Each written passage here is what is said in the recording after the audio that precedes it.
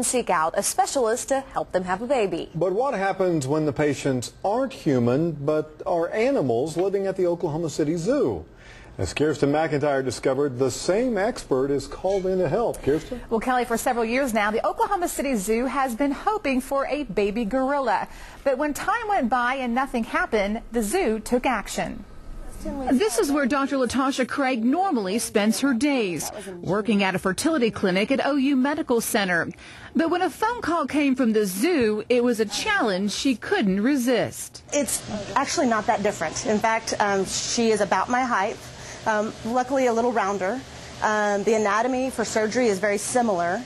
The hormone levels are the same normal ranges, actually. Dr. Craig is talking about Kalili, a 16-year-old gorilla living at the Oklahoma City Zoo.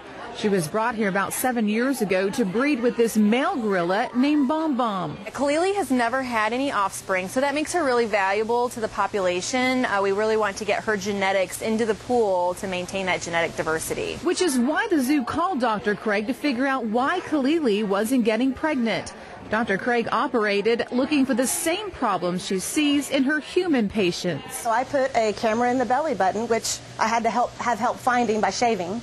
And then I actually can fill the belly with gas and take a look, and her tubes and her uterus, her ovaries, everything was normal. Besides surgery, Dr. Craig performed an ultrasound, and blood work was done to check Kalili's hormones. We check her estrogen, progesterone, all of her ovulation hormones, all of the same blood work that we would do in a human, and we actually do it at the human lab as well. It was determined the hormone prolactin was extremely high, keeping Kalili from ovulating. She's now being treated with medication, and her level has returned to normal. My hope is that by the end of the summer, she's pregnant, with hopefully delivering by next summer.